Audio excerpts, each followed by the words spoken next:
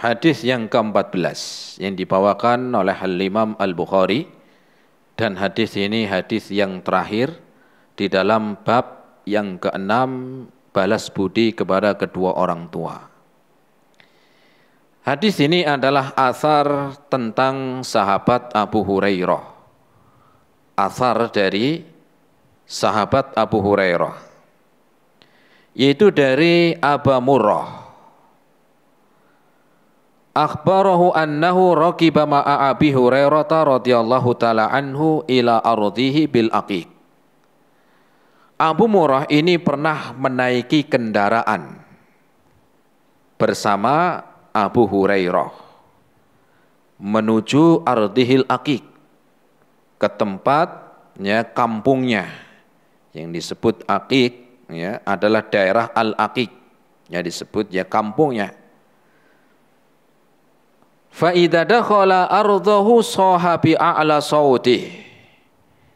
Ketika telah sampai masuk kampung dan sudah dekat dengan rumah ibunya,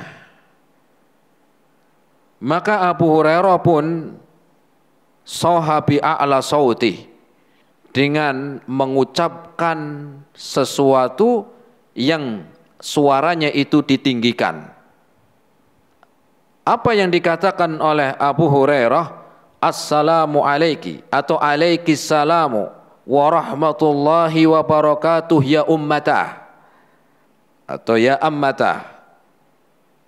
Abu Hurairah sebelum sampai masuk rumah, beliau pun segera mengucapkan salam dengan suara yang keras. Tentunya ini ketika melihat ibunya.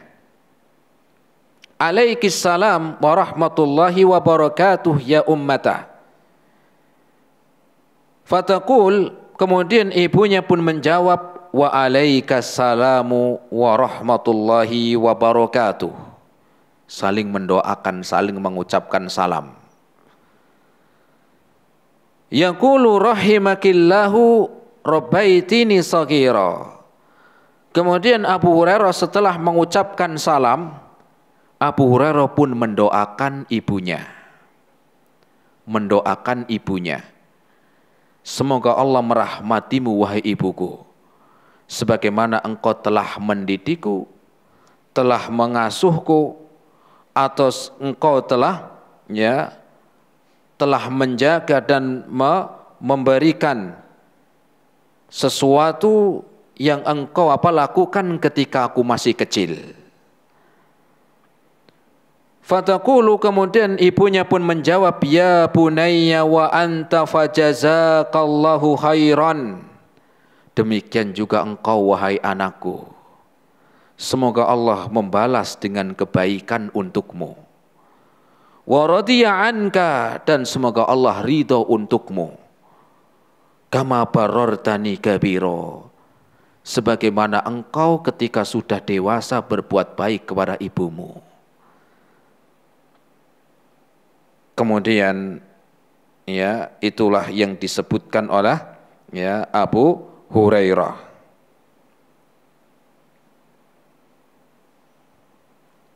Jamaah rahimani Allah wa iyyakum jami'an. Hadis ini diantara faedahnya pertama, ini adalah satu athar, satu kisah yang dibawakan oleh Al-Imam Al-Bukhari tentang seorang sahabat yang mulia, yaitu Abu Hurairah. Yang menceritakan ini adalah Abu Murrah, bercerita tentang Abu Hurairah. Sebagaimana Abu Hurairah sering bercerita tentang Rasul, dan ini Abu Hurairah diceritakan tentang apa? Atau Abu Hurairah ini ya diceritakan oleh orang lain. Ya.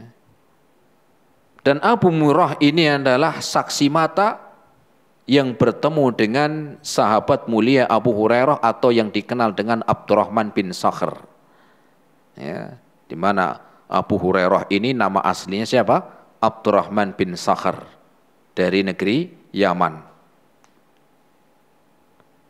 Abu Murrah ini menjadi saksi mata di dalam meriwayatkan tentang kejadian yang dia lihat dari sahabat Abu Hurairah ini. Ya. Dan ini sering kali kita mendengar banyak para ulama menceritakan sahabat. Sebagaimana Abu Hurairah dahulu menceritakan Rasul, sekarang dia diceritakan oleh orang lain. Begitu. Ini adalah asar atau kisah dari para sahabat. Kemudian faedah yang kedua dari hadis yang mulia ini, di mana Abu Hurairah tadi mengucapkan salam di atas kendaraan. Sebenarnya hadis ini ya mirip dengan hadis sebelumnya. Ya, hadis yang kedua di dalam bab ini mirip. Ya. Maka dibolehkan untuk seseorang mengucapkan salam di atas kendaraan. Kalau dulu mungkin naik onta, naiknya keledai, atau naiknya kuda. Kalau sekarang naik mobil, naik motor, naik becak, boleh. Ya. Atau ngontel juga. Ya, ya di atas apa? Ya sepeda lagi goes, begitu. Lagi goes mengucapkan salam. Ya, lagi goes apa? Mengucapkan salam. Ya. Maka boleh mengucapkan salam di atas apa? Kendaraan. Bahkan ini lebih utama dia mengucapkan salam kepada orang yang berjalan. Dan Rasul sallallahu alaihi wasallam mengatakan di dalam hadisnya yang diriwayatkan oleh Imam Muslim, liyusallimas saghirul kabira. Hendaklah orang yang lebih muda itu mengucapkan salam kepada yang lebih tua. Walaupun tidak harus yang muda dulu, ya, tetapi mana yang paling duluan yang mengucapkan salam. Tetapi apa? Kalau yang lebih muda mengucapkan salam itu lebih apa? Lebih utama. Walaupun juga tidak masalah yang tua mengucapkan salam terlebih dahulu. Ya. Yang kadang-kadang orang tua itu ya karena merasa mungkin usianya lebih tua enggak mau. Harusnya mereka tuh yang salam ke saya. Harusnya mereka yang sowan ke saya. Saya lebih tua, enggak harus. Ya. Naam. Wal maru 'alal qa'id, dan orang yang jalan kaki itu mengucapkan salam kepada orang yang duduk. Orang yang duduk. Ya. Orang yang berjalan kaki mengucapkan kepada orang yang duduk. Ya, kalau duduknya apalagi di depan rumah, kalau enggak ngucapin salam kadang-kadang orang curiga. Ini mau ngapain nih bolak-balik di perumahan ini. Ya. Tapi kalau dia mengucapkan salam ya insya Allah kan akhirnya suudzonnya itu hilang. Oh kayaknya orang baik, dia udah mengucapkan salam. Kecuali kalau dia tengok-tengok nggak ada salam, mungkin ada ya niat yang jahat. Ya. Wal katsiru 'alal qalil, kemudian juga yang jumlahnya lebih, ya, yang jumlahnya al-qalil 'alal katsir, yang jumlahnya sedikit mengucapkan kepada yang jumlahnya lebih banyak. Ya. Misalnya saya di sini jumlahnya satu, mengucapkan salam kepada jamaah yang jumlahnya lebih banyak, nggak apa-apa. Nggak harus, oh ini kan ustadz harusnya dia yang salam ke saya, nggak harus. Waraqibu 'alal masyi, dan orang yang di atas kendaraan itu mengucapkan salam kepada yang berjalan. Ya. Sebagaimana yang dilakukan oleh sahabat Abu Hurairah. Tujuannya apa? Tujuannya macam-macam. Di antara tujuan seorang boleh mengucapkan salam di atas kendaraan, ya. Pertama di antaranya agar mengajarkan, mendidik seseorang lebih rendah hati, tawadu. Karena terkadang orang apalagi kalau kendaraannya mewah, kendaraannya bagus, itu kadang-kadang ada rasa apa? Sombong. Ya. Apalagi motornya gede, VS motor apa? Motor bebek gede, kadang-kadang kan di jalan orang suruh minggir semuanya. Emang jalannya mbahmu apa? Kan begitu. Ya. Minimal enggak masalah, silakan pakai, ya, mengucapkan salam. Nah, dengan itu orang yang mengendarai kendaraan itu mengucapkan apa? Mengucapkan salam, melatih agar apa? Tawadu. Melatih agar orang itu tawadu. Ya. Dan mengajarkan agar bersyukur atas nikmat yang Allah berikan. Ini di antara nikmat yang Allah Subhanahu wa taala berikan. Ini punya kendaraan, kendaraannya bagus, kendaraannya lumayan, ya. Mengingat nikmat yang Allah beri. Bayangkan dahulu seperti apa. Sebelum usahanya lancar, sebelum bisnisnya lancar, sebelum kerjanya lancar, ya ingat dahulu seperti apa.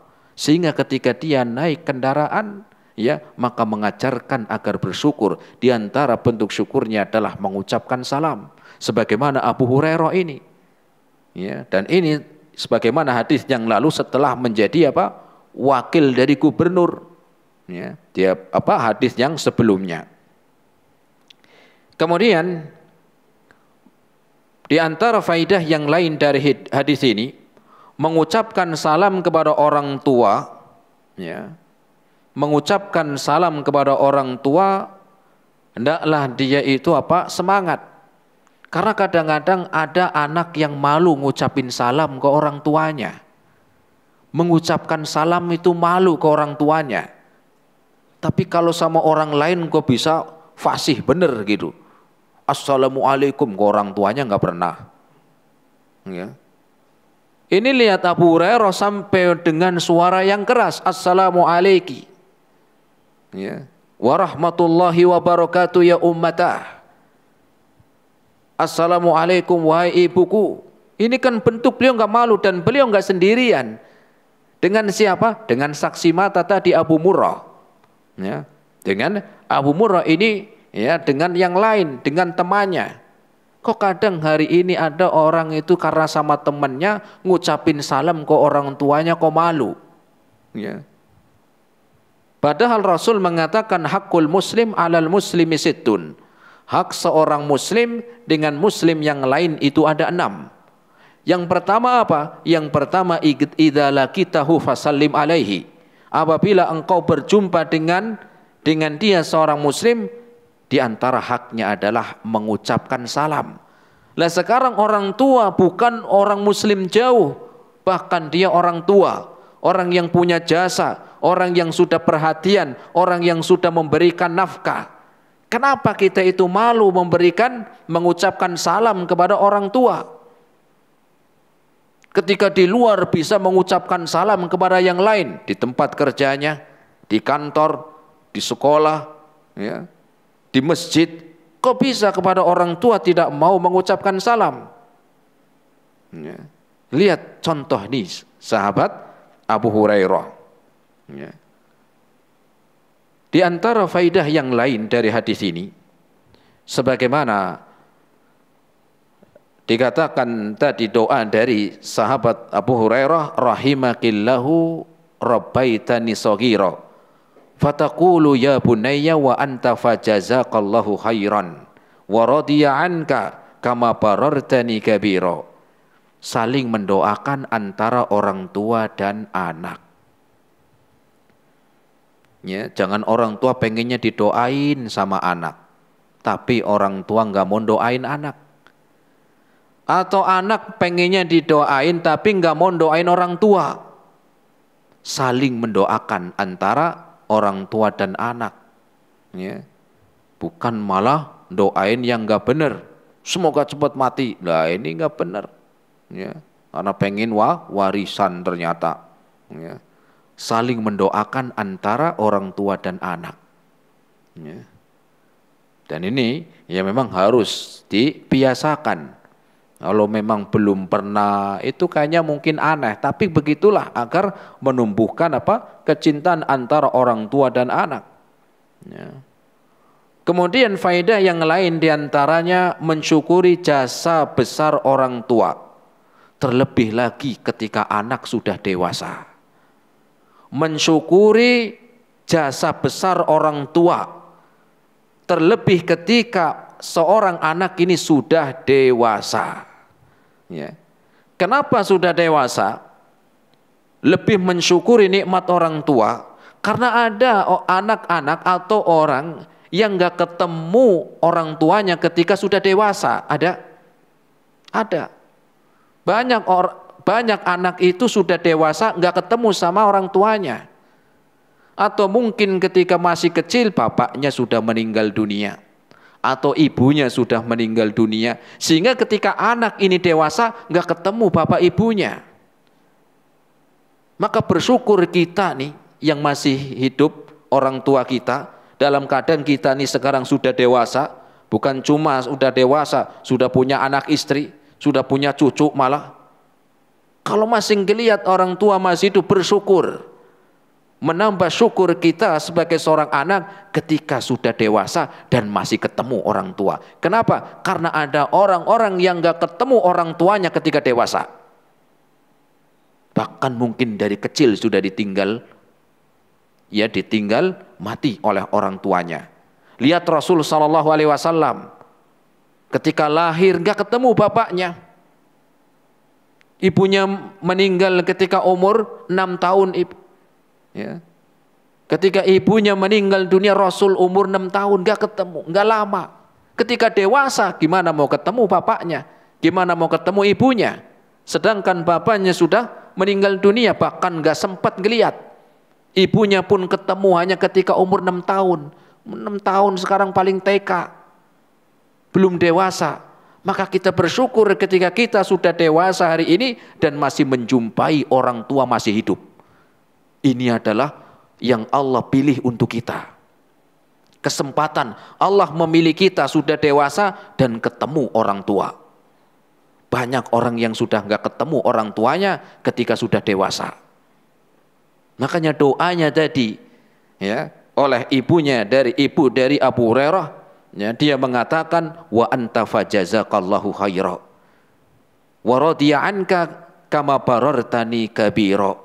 Semoga Allah memberikan rahmat untukmu, ridho untukmu, sebagaimana engkau telah berbuat baik kepada ibumu di waktu engkau sudah dewasa. Karena ada orang-orang yang gak ketemu orang tuanya sudah dewasa, ketika telah dewasa. Ya. Ini suatu kebaikan yang harus kita syukuri, harus kita berbuat baik kepada keduanya. Ya. Makanya Rasul sampai mengatakan man sona ilaikum ma'rufa fakafi'uhu. Barang siapa yang telah berbuat baik kepada engkau, maka fakafi'uhu, maka balas kebaikannya. Fa illam tajid, apabila engkau tidak mampu untuk berbuat baik membalas kebaikannya, fad'ulah, maka banyak doain. Itu kalau orang lain. Ada orang yang berbuat baik kepada kita, kita belum bisa membalas atau kita nggak bisa membalas, maka kita doakan. Minimal jazakallahu khairan. Ya, barakallahu fikum. Ini doa. Kalau belum bisa membalas, sudah doakan. Apalagi orang tua, kalau itu kepada orang lain yang bukan orang tua, yang telah berbuat baik, ngasih sesuatu, apalagi orang tua. Orang tua yang lebih dari itu, kok nggak mau doain, ajib. Ya. Kok nggak mau mendoakan orang tua, ya kebangetan. Ya. Padahal orang yang paling berjasa untuk anak itu adalah orang tua kita. Kenapa kita pelit di dalam mendoakan mereka? Padahal Rasul mengatakan apabila ada orang yang berbuat baik kepada engkau dan engkau tidak bisa membalas, fad'ulah, doakan dia. Apalagi orang tua yang telah berbuat baik kepada kita, maka banyak-banyaklah mendoakan mereka. Ya, maka banyak-banyaklah untuk mendoakannya. Kemudian ibunya mendoakan Abu Hurairah, wa anta fajazakallahu khairan wa radiya anka, dan semoga Allah membalas kebaikan untukmu dan semoga Allah meridhoimu. Apa maknanya? Doa orang tua ini mahal. Mahal berapa harganya Ustaz? Bukan harganya. Tapi doa orang tua untuk anaknya itu sangat langka dan mahal. Kenapa? Kalau sekarang antum orang tuanya udah meninggal, bisa doain? Gak bisa. Kalau orang tua kita sudah meninggal, gak bisa dia doain kita.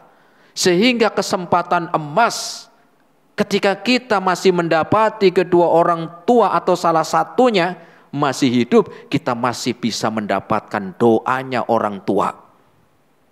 Dan doa orang tua itu kata Rasul sallallahu alaihi wasallam, salasatun da'awatun mustajabat.